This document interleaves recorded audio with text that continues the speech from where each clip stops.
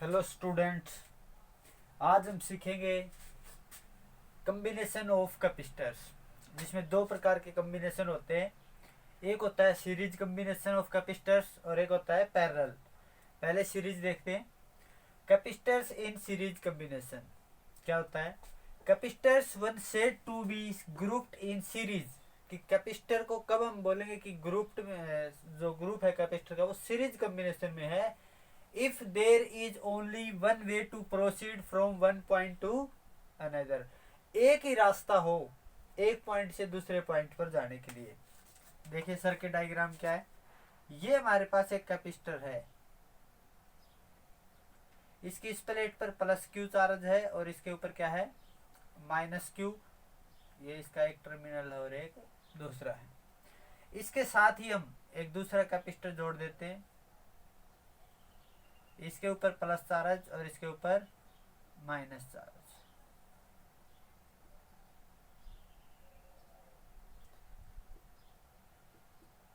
फिर इसके ऊपर प्लस और इसके ऊपर माइनस चार्ज। इस प्रकार हम बहुत सारे कैपेसिटर्स जोड़ सकते हैं।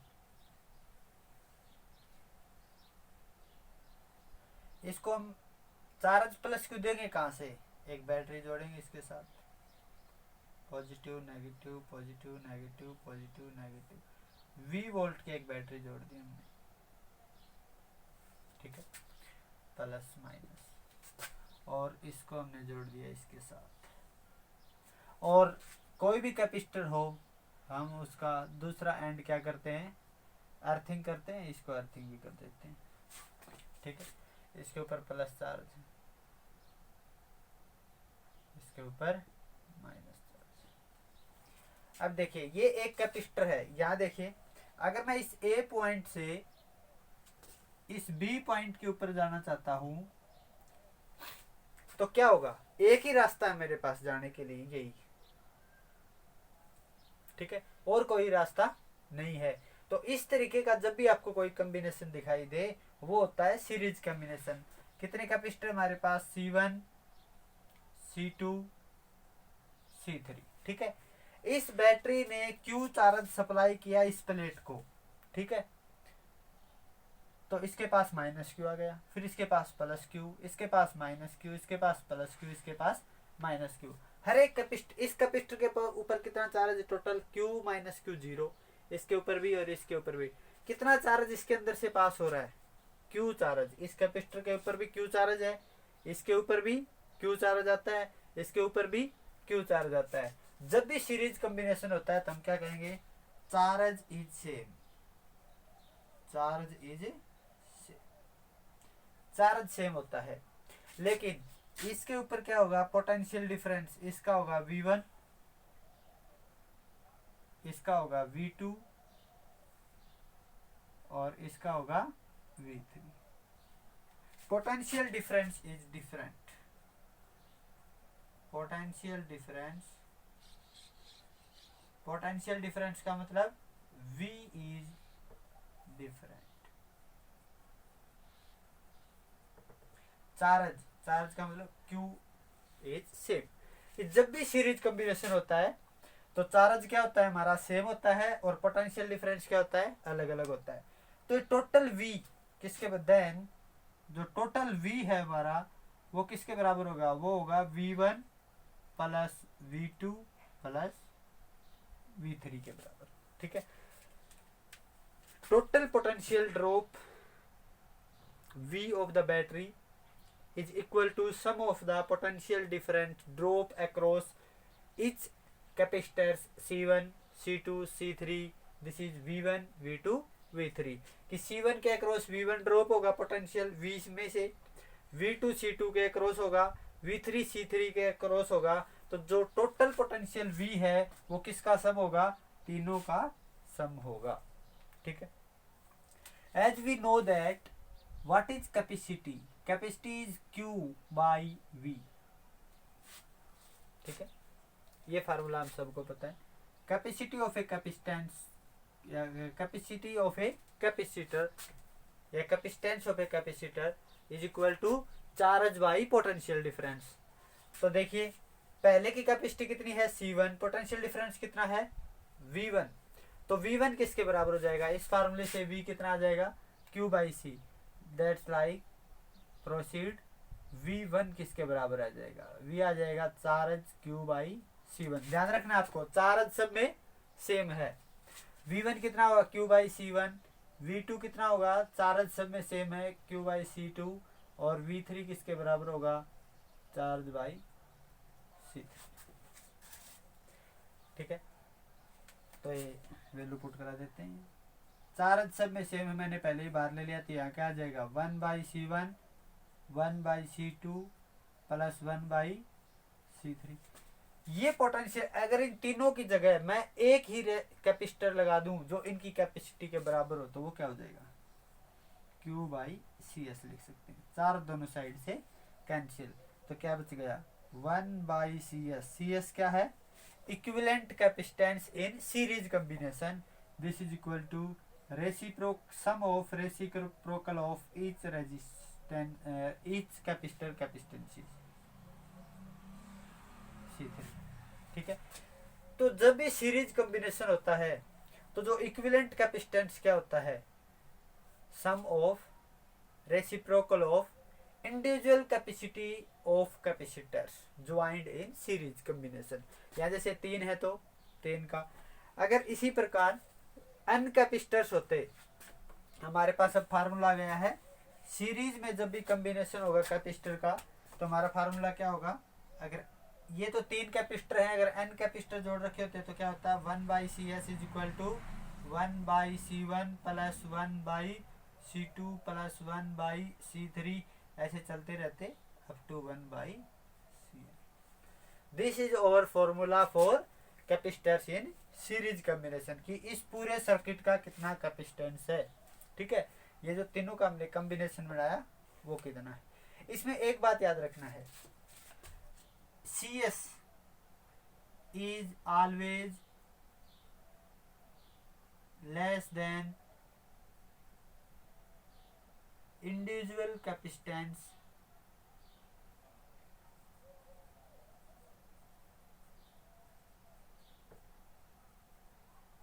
of, ऊपर लिख लेते हैं, ऑफ इच कैपेसिटर। इसका मतलब है जो CS होगा हमारा वो less than C1 less than C2 less than C3 up to so, सबसे छोटा होता है CS। एक एग्जांपल लेकर देख लेते हैं, हम इसको मिटा लेते हैं सर्किट को, इसके लिए एग्जांपल ले लेते हैं। मान लेते हैं हमारे पास 3 कैपेसिटर हैं, C1 1 microfarad, C2 2 microfarad, C3 3 microfarad, और सीरीज कॉम्बिनेशन है तो 1/CS कितना होगा 1/1 प्लस 1/2 प्लस 1/3, जोड़िए क्या हो जाएगा 1/CS, 6 एलसीएम आ गया, 6 प्लस 3 प्लस 2, इससे 3 और 2 11/6,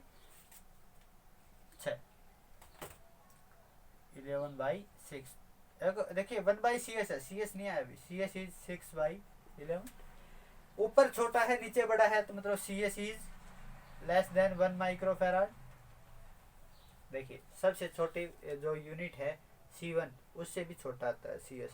तो ये आपको एग्जांपल से, ये आपको मेन इंपॉर्टेंट बात है, जब भी आप CS निकालेंगे मतलब कैपेसिटर इन सीरीज कॉम्बिनेशन निकालेंगे किसी भी सर्किट का, तो वो हमेशा ही सबसे लेस होता है। कहीं आपका आंसर अगर ज्यादा आ रहा है तो आपको डायरेक्ट याद रखना है कि आप कहीं गलती कर रहे हैं। ठीक है, अब नेक्स्ट क्या हमारा parallel combination of capacitor.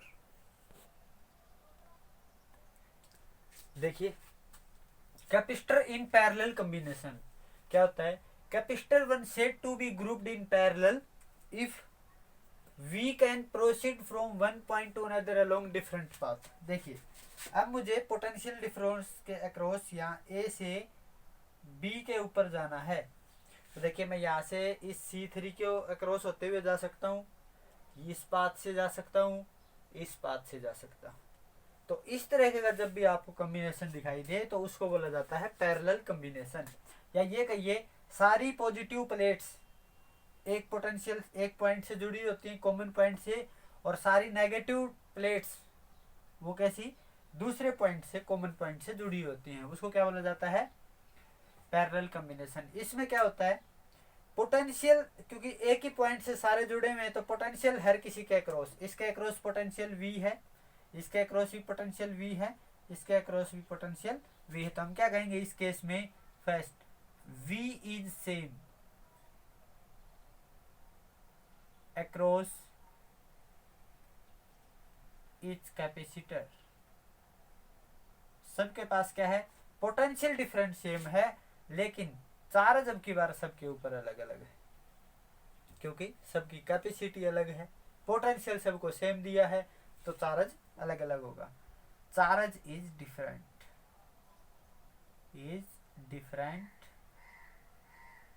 On it's capacitor. आप डायग्राम में देख चुके हैं, C1 के ऊपर Q1 चार्ज है, C2 के ऊपर Q2 चार्ज है, C3 के ऊपर Q3 चार्ज है। तो अब की बार क्या है, चार्ज जो टोटल चार्ज Q है, दैट्स वाई जो हमारा टोटल चार्ज Q हमने दिया था, इसको बैटरी से Q सप्लाई किया इससे, लेकिन ये तीन अलग अलग भागों में बट चुका है। तो total Q is equal to Q1 plus Q2 plus Q3। जो टोटल चार्ज Q दिया था बैटरी से इस लाइन में हमने ए टर्मिनल पर, वो तीन भागों में बढ़ चुका है, Q1 Q2 Q3। तो देखिए according to formula Q is equal to किसके बराबर होता है, C इंटू V। तो Q1 किसके बराबर हो जाएगा, इसको मान लेते हैं अगर तीनों की जगह मैं एक ही कैपेसिटर ले तो ये क्या हो जाएगा, CPV। Q1 क्या हो जाएगा, C1 इंटू V। Q2 किसके बराबर हो जाएगा, C2 इंटू V। और Q3 हमारा किसके बराबर हो जाएगा, C3 इंटू V। ये सारी चीजें याद रखेंगे। QCP parallel capacitance, equivalent capacitance इन पैरेलल कॉम्बिनेशन। Q1 क्या है, C1 इंटू V। Q2 क्या है, C2 इंटू V। Q3 क्या है, C3 इंटू V। दोनों तरफ से ये क्या आ जाएगा, गलत कर दिया हमने, ये क्या आएगा, CP इंटू V आएगा, ठीक है, यहाँ V आएगा। CP into V is equal to V हमने दोनों तरफ से कॉमन लिया, C1 प्लस C2 प्लस C3 एंड V से V कैंसिल, तो CP। पैरेलल कॉम्बिनेशन का क्या फार्मूला है, सिंपल एडिशन। इसी प्रकार n कैपेसिटर्स को हम भी जोड़ सकते हैं।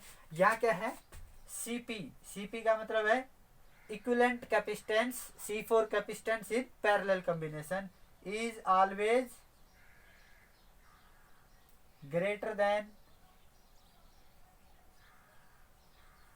individual capacitance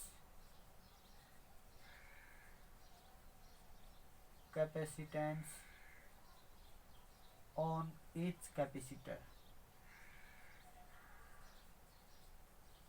निकाल के देखिए, अगर C1 हमारा 1 माइक्रोफेराड है, C2 हमारा 2 माइक्रोफेराड है और C3 हमारा 3 माइक्रोफेराड है, तो CP क्या आ जाएगा, 1 plus 2 plus 3, 3 plus 2 5 plus 1 6 microfarad.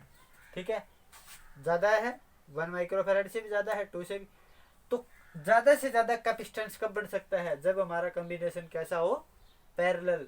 और कम से कम कैपेसिटी कब होगी, अगर आपको 3 कैपेसिटर दे दिए जाए, एक 1 माइक्रोफेराड, एक 2 माइक्रोफेराड, एक 3 माइक्रोफेराड, तो आप ज़्यादा कैपेसिटी के लिए, ज़्यादा कैपेसिटी का मतलब ज़्यादा चार्ज स्टोर कर सकता है। ठीक है, तो आपको ज़्यादा चार्ज स्टोर करने के लिए कौन सा कॉम्बिनेशन बनाना पड़ेगा, आपको पैरेलल कॉम्बिनेशन बनाना पड़ेगा। अब देखिए, हमें चार्ज स्टोर होता है, ठीक है, कितनी एनर्जी एक कैपेसिटर में स्टोर होती है वो अब निकालते हैं, energy stored in a capacitor. ठीक है, अब हमारा टॉपिक है energy stored in a capacitor. 2 plate हैं, उनके बीच की डिस्टेंस d है और इसको दोनों एक प्लेट को हमने बैटरी के पॉजिटिव टर्मिनल से अटैच कर दिया है और दूसरी प्लेट को नेगेटिव टर्मिनल से। अब ये पोटेंशियल बैटरी क्या करेगी, इस प्लेट को चार्ज करेगी। हम कितना चार्ज करना चाहते हैं, इसको डायग्राम हमने पूरा बना दिया है कंप्लीट। आप जब थ्योरी जैसे जैसे हमारे टॉपिक पर आपको समझ में आ जाएगा। इस प्लेट को हम कैपिटल क्यू चार्ज देना चाहते हैं टोटल, ठीक है। शुरुआत में कितना चार्ज था, at T is equal to, जब टाइम 0 था, मतलब ये बैटरी हमने ऐसे छोड़ रखी है, तो टाइम क्या है 0, क्योंकि अभी तो सर्किट ही पूरा नहीं है तो चार्ज कैसे करेगा। टाइम 0 है तो जो ये क्यू है ये किसके बराबर है, 0, कोई चार्ज नहीं है पॉजिटिव प्लेट की। फिर हमने क्या किया, इसको अटैच कर दिया। एट एनी टाइम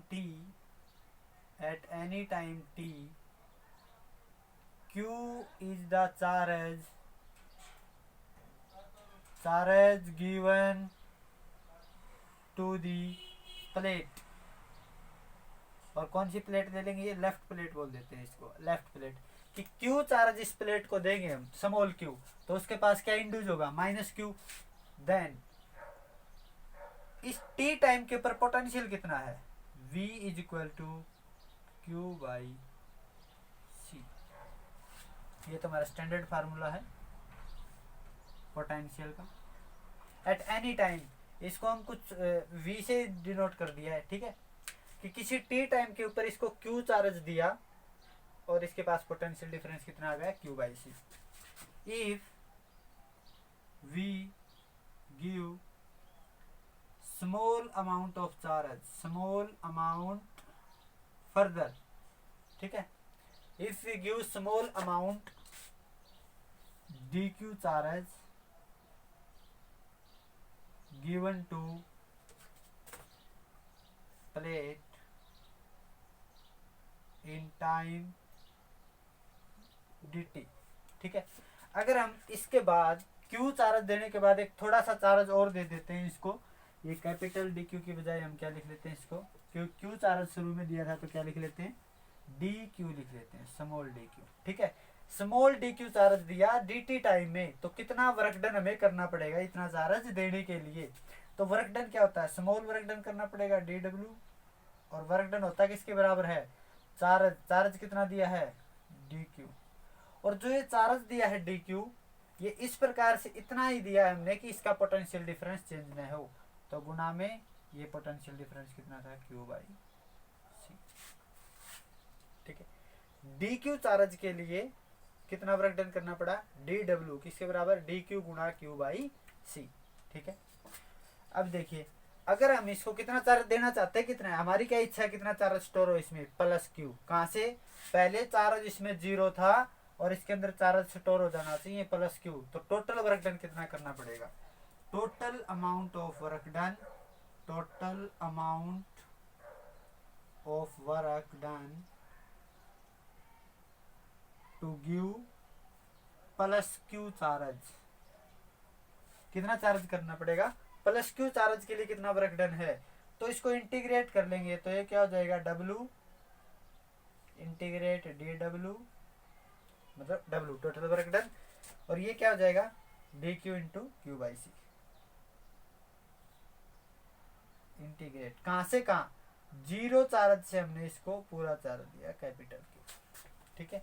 और इसको क्या लिखेंगे, q dq, और 1/c को हम क्या ले लेते हैं, बार ले लेते हैं, ठीक है, क्योंकि c क्या है, कैपेसिटी ऑफ ए कैपेसिटर जो कांस्टेंट होती है।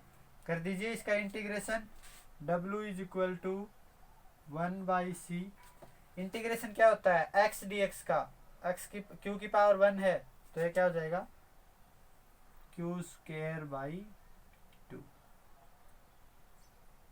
0 से कैपिटल की लिमिट पुट कर दीजिए, 1/c q square by 2 minus 0 का स्क्वायर बाई 2, ये तो 0 हो गया तो यही बचता है, कितना हो जाएगा, w is equal to 1/2 q square by c।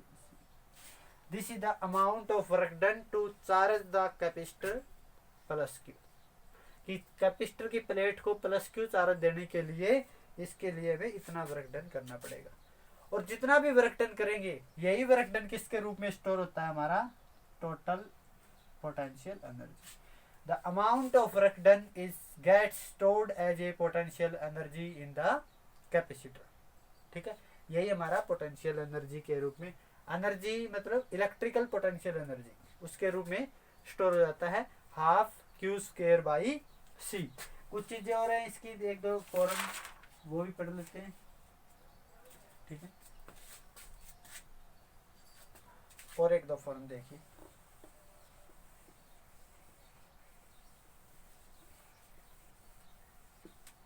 अब हमें क्या पता है, Q किसके बराबर होता है, Q होता है हमारा C इंटू वी के बराबर।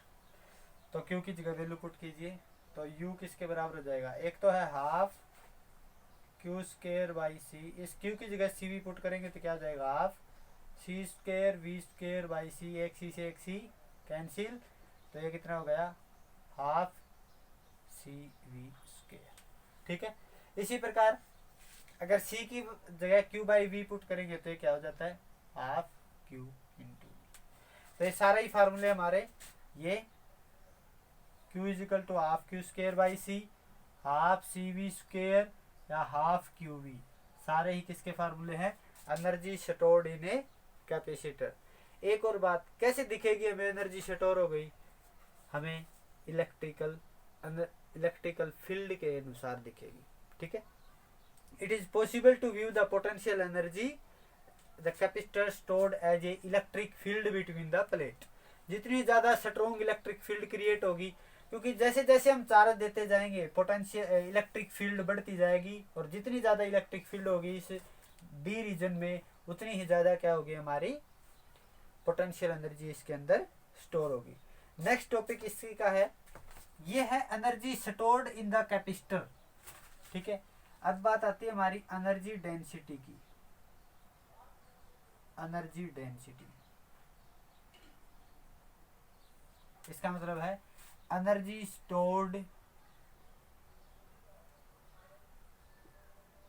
पर यूनिट वॉल्यूम, ठीक है। एनर्जी डेंसिटी का मतलब ही होता है पर यूनिट वॉल्यूम। एनर्जी है तो energy stored per unit volume, mass density है तो मास स्टोर्ड पर यूनिट वॉल्यूम। यहाँ हम एनर्जी की बात कर रहे हैं, कौन सी एनर्जी की, electrical potential energy, energy stored per unit volume of the space जहाँ भी है। तो देखिए इसको हम स्मॉल यू से डिनोट करते हैं, ये क्या होगा, total energy U by volume. इस रीजन की वॉल्यूम कितना है, प्लेट का एरिया कितना है, A is the area of plate, और डी क्या है, रीजन, तो एरिया वॉल्यूम कितनी हो जाएगी, ए इंटू डी, ठीक है। Energy stored per unit volume, you क्या है, एनर्जी, यू क्या है हमारा, यहाँ से हमने फार्मूला निकाल लिया है, half Q square by C into A into D. Q क्या होता है हमारा, क्यू इधर सरफेस सारा डेंसिटी बोल सकते हैं। अगर इस प्लेट की डेंसिटी है सिग्मा और इसकी क्या है माइनस सिग्मा, तो क्यू हमारा किसके बराबर है, क्यू हमारा है सिग्मा इंटू एरिया, ठीक है। क्यू स्क्वायर तो क्या हो जाएगा, sigma square A square upon 2 CA into D, ऐसे क्या हो गया हमारा कैंसिल, ठीक है। ये हमारा फार्मूला क्या बनता है, हाफ सिग्मा स्क्वायर ए सी इंटू डी, ठीक है। सिग्मा, यहाँ से हम कुछ और लिख लेते हैं, इलेक्ट्रिक फील्ड का फार्मूला क्या होता है, in between two plates, sigma ये होता है E is equal to sigma by epsilon naught, और इस C का फार्मूला क्या होता है, C is epsilon naught A by D. ये दोनों चीजें हम पीछे पढ़ चुके हैं,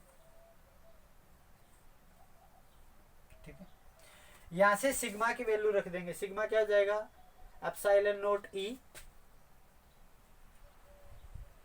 एप्सिलॉन नॉट का स्क्वायर और E का स्क्वायर और A बाई C की value epsilon naught A by D, epsilon naught A by D और इंटू डी, डी से डी कैंसिल, ए से ये ए कैंसिल, एप्सिलॉन नॉट से एक एप्सिलॉन नॉट कैंसिल, तो ये हमारा फार्मूला आ गया हाफ एप्सिलॉन नॉट E का square, half epsilon not E square. This is the energy stored per unit volume in the space of